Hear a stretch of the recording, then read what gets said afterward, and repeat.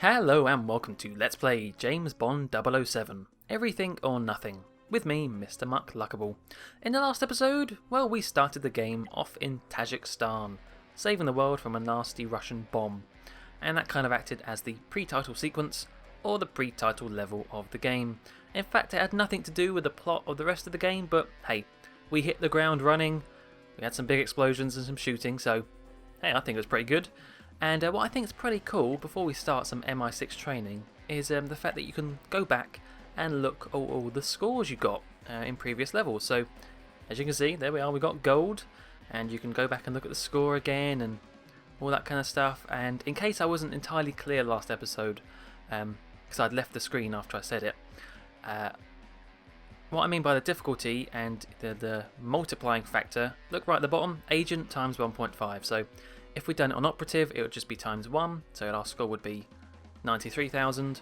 And if we'd done it on 00 agent, it would be times 2, so it would be even more. That's how the difficulty changes your score. But what's also pretty cool is you can see what you can unlock, or have unlocked, by doing these levels. If we press, what is that, square, you can see what gadgets you've unlocked. So we got the frag grenade and the repel, and all this other stuff, which we have yet to do. Ooh.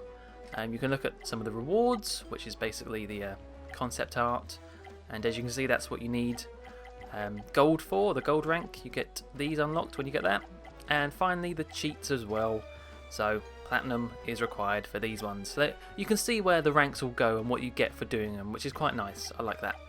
It's all there, very detailed. But anyway, enough of that. We're on to some MI6 training, and I tell you what, this level was pretty funky. Let's go.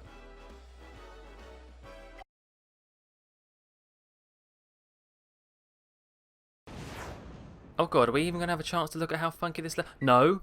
Right, okay. We'll have to have a look at this level later on, because we're about to get punched in the face, because the first objective is combat hand-to-hand. Right, let's unpause and try and run away. Oh, no. You can dispatch your enemies non-lethally with hand-to-hand combat.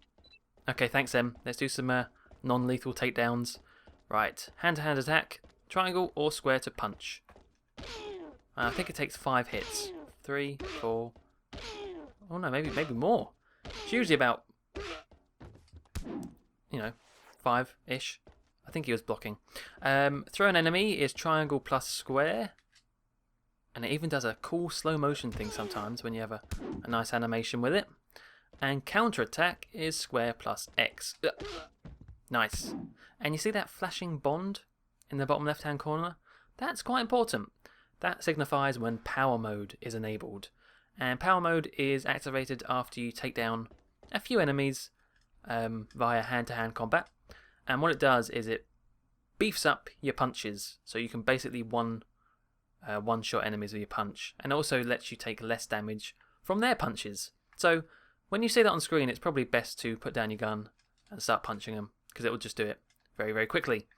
But yeah, that's pretty much it for all the hand-to-hand combat. There's not much. Regular punch with square or triangle, a throw sort of punch, and a counter attack. May not seem like much, but actually, because of the amount of animations that this game has, and when it slows down and stuff, it does seem more exciting than it probably is. It is very basic, but it does come together quite well. It's quite nice, the hand-to-hand, and that excludes stealth takedowns, and we will be doing stealth takedowns definitely later on in the game. But let's move on to beginning repel training. Okay, using repel, step 1, press up to select your gadget, and then L1 to prepare it. Right. Alright, there we are, and then we can aim, just like we'd aim with any other enemy, and fire like we'd fire with any other gun. Now simply run towards the wall and you'll be able to climb it. I like that. Just run. It's pretty cool. You can do a lot with these. It's not the smoothest. It's not the smoothest to use. I'll admit that. But you can do things like. Now simply run towards the wall and you'll be able to climb it. Thanks, Q. You can move to the side, and I think R2. You can even turn around. So when you have enemies attacking you whilst repelling, you can pretty much get them from all angles. Whee! That's pretty cool. Right, done. Lovely jubbly. What's next? Okay. Oh, wall in my way. Ah, basic combat step 1. Press L2 to crouch. So yeah, crouching, covering, very important stuff in this game. And so is this. This is the shooting mechanic. So L1 to lock onto target and R1 to fire. Right. This game is a little bit different to other shooters in that it has a very interesting way of shooting.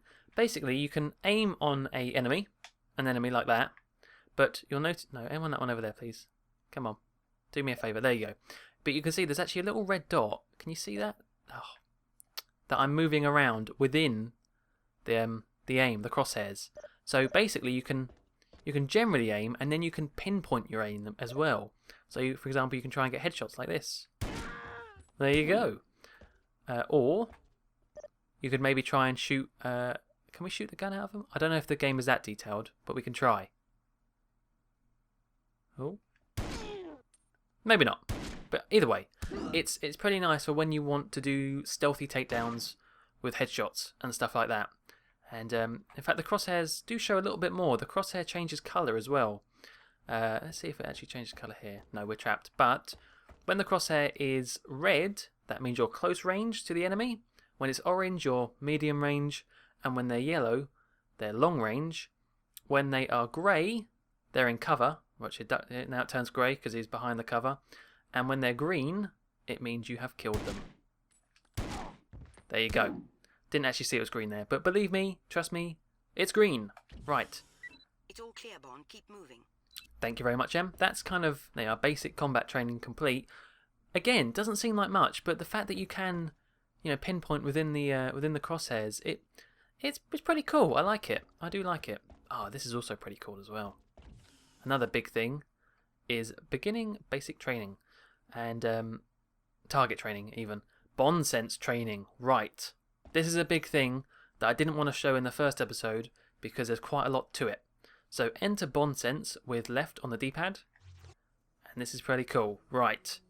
What this is like a super slow bullet time sort of deal. So Bond sort of stops time. Although he doesn't stop time because actually time is still going, just super slowly. So if you are getting shot by people, you are still going to get shot in this mode. Do not think you won't. Enemies do carry on shooting. It's just it's so super slow. You can see the bullets fly at you.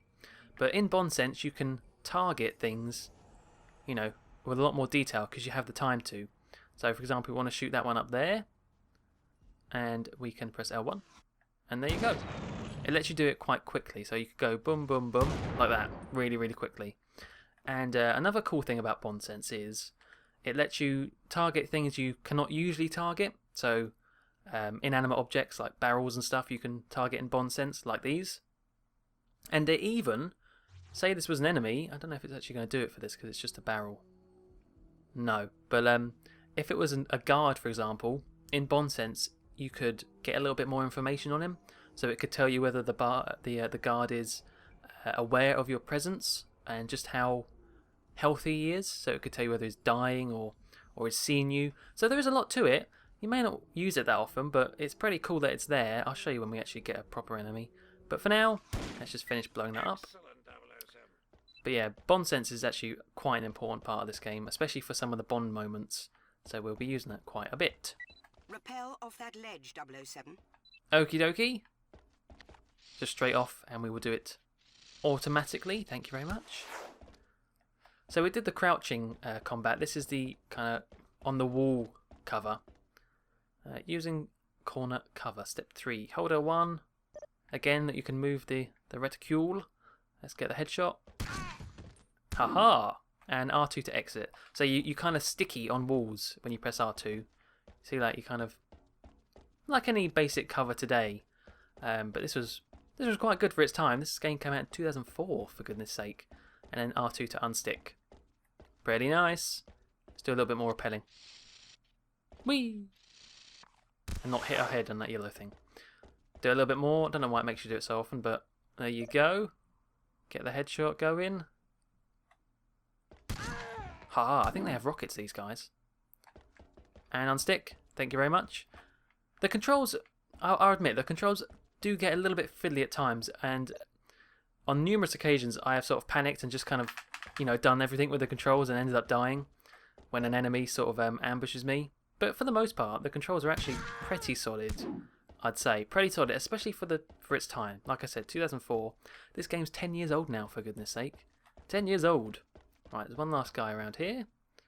Please do not fire rockets at me. I'll just shoot you. Thank you. You will have to find another way around. Maybe these big blue arrows can help us. Right, repel. Oh yeah, I should also point out how you change weapons. So, left and right on the D-pad. Left actually does bond sense, but it also does picking your weapon. So we have repel, or this SIG 552. But obviously we have a lot more when the time comes. A quicker way to change weapon is actually press up to pick. This is on the D-pad. Press up on the D-pad to press gadgets, and down to do weapons. So that's a quick way of selecting what you want. Right, repel, thank you very much. Let's get up there. All the way up there. Right. I always usually hold on to R1 as well when I do that, and I start shooting as I go up, but I've got to remember to let go of R1. Oh. Right, what's next? Ooh, sniper training. Ooh, okay. So L1, sniper mode. And up on the D-pad, like you'd expect, to zoom. Goodbye. Seriously? Come on now, game. Come on. He doesn't care. Oh, I know why. It's because I'm crouched. And now they've seen me. Oh, well. Yeah, see, when I was crouched, I think I probably wasn't aiming high enough. Let's try that again. Ooh. And you. And then we also need to shoot the big red flashy thing. And that will form a bridge. But yeah, I guess I haven't... You can't stop here, Bond. Oh. Keep moving. Okay, I just wanted to explain about this level, Em. Calm down. I guess I haven't really talked about this level, but I guess MI6 have their own sort of holodeck. Because that's what this is, isn't it? I mean, these enemies aren't actual... Oh, they disappeared. They're not enemies, they're like sort of... robot things. No, they're like I guess they're like oh, let's do it the fast way. There you go. Holograms or something, aren't they?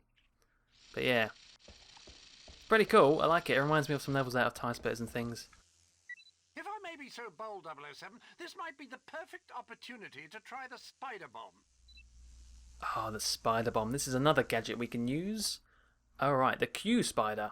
So press up, like I said, up does gadgets, and then X to use it. This is a handy little thing. It's a little robot spider. Man, Q is so egotistical. He has to have everything named after himself. The Q spider. And this little thing will let you go to places you can't get to as Bond, because he can travel through vents and up little ramps and just in all the little nooks and crannies that Bond can't get to himself. So if we go through here, we can go and disable those lasers, which are stopping us from completing the level. And I mean, lots of people have pointed this out. I've watched quite a few videos of this, and everyone loves the noise they make. I don't know why, it's just so satisfying. Just that little... I love it. Now, the controls aren't the best. You can't control the camera. It's just all done on one thumbstick, which means you do get stuck a bit on walls and corners can be a little bit fiddly. But it's fine, it's fine. And later on in the game, we'll have upgrades to this little spider bot, which will let us do some pretty cool things with some more Q gadgets. But anyway, for now, let's blow up this red thing. Disable the lasers. Well done.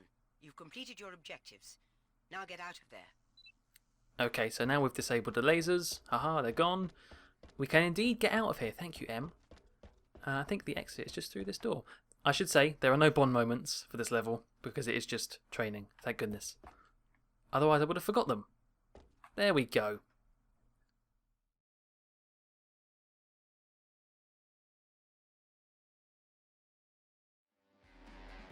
Okay, well, I've probably just cut out the saving bit, because the saving screen is very long and boring. But there we go, there is MI6 training done.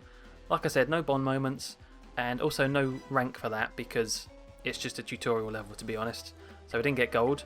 But in the next episode, we will start the actual game, the actual storyline of Everything or Nothing, in the mission called A Long Way Down. So until then, thank you very much for watching, and goodbye.